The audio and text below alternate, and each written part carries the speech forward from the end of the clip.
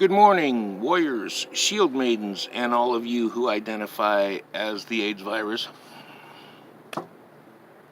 You got free reign now because California has said that if you have AIDS, you can pass it along to anybody without telling them, and it's not murder anymore. So, hey, lucky day for you.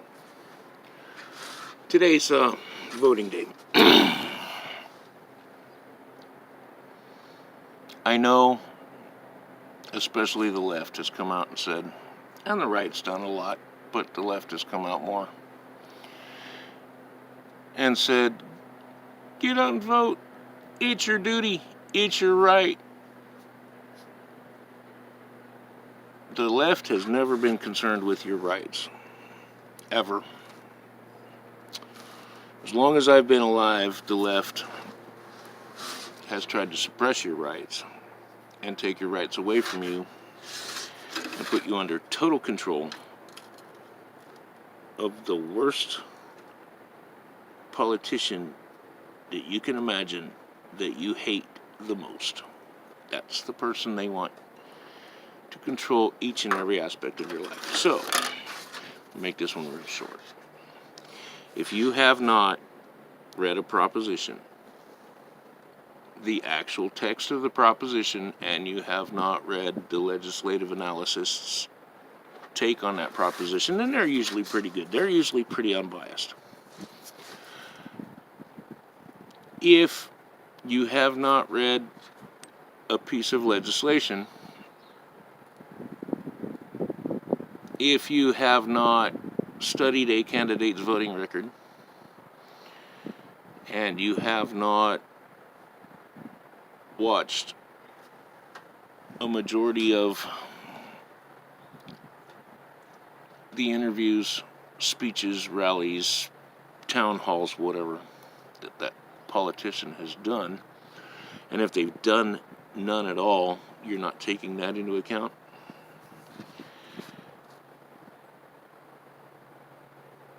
you don't need to be voting. You are completely, voluntarily, willingly have decided to be uneducated and uninformed on the issues. You don't know if you're going to vote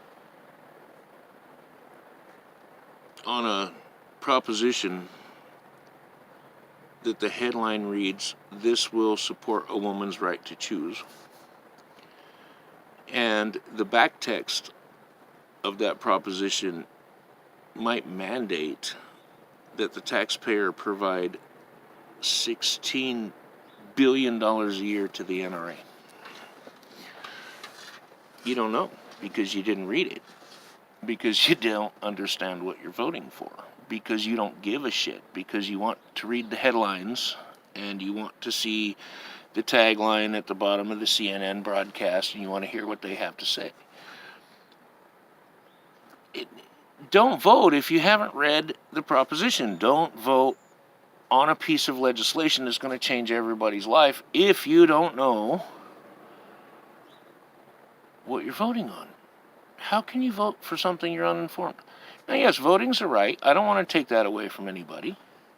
I want everybody to vote, but I want everybody to vote educated and informed. I guarantee you one thing. Here's a big one. So many people in Madera County are voting for Proposition M, which is a bond measure. If the word bond, B-O-N-D, it's a 4-letter word for tax, but you're not going to pay that tax.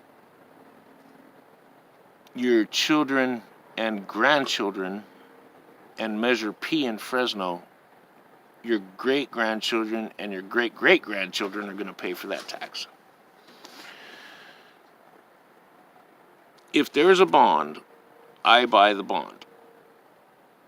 It's guaranteed a certain percentage of increase over the life of the bond, which is anywhere from 1 to 20 years. So let's say I buy a 5-year bond and I buy it at $50 and it's going to pay me back $500 at the end of 10 years. Pretty good return on my investment. Yeah. Pretty good savings account. But somebody has to come up with that money. And it's not going to be me because I'm the one who owns the bond. I mean, I will have to pay for it, a small percentage of it, but the thing is your children and your grandchildren are going to have to pay for that bond. So why do you want to strap your future family with more debt than what we already have? I don't get it. And when I make posts on Facebook, social media, or I make videos here, I say that the left typically does not give a shit about children. They love to kill children. The left loves it when children are murdered. That's why they force every taxpayer in the United States to fund Planned Parenthood. And that's why the left defends Roman Polanski, Bill Clinton, Hillary Clinton, Soros, all these people, Cory Booker, all these people who admittedly and knowingly, and it's been proven time and time again that they rape children.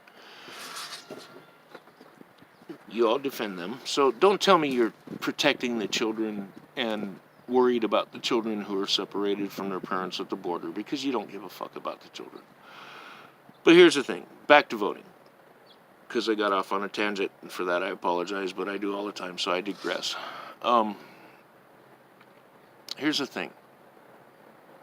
You don't know what you're voting for if you haven't read the actual text of the bond measure, the legislation, the whatever it may be. You don't know who you're voting for if all you do is watch the political ads and listen to whatever favorite news network you watch. You have to go into their voting record. You have to watch. C-SPAN's a great one because they really show you beginning to end what that person actually says on the Senate floor or the congressional floor. And if you're not watching that beginning to end, word for word, all the way through, if you're not watching a rally to get everything in context, and you're just going off headlines and taglines at the bottom of the screen, headlines at the top of the newspaper article, or bylines on the bottom of the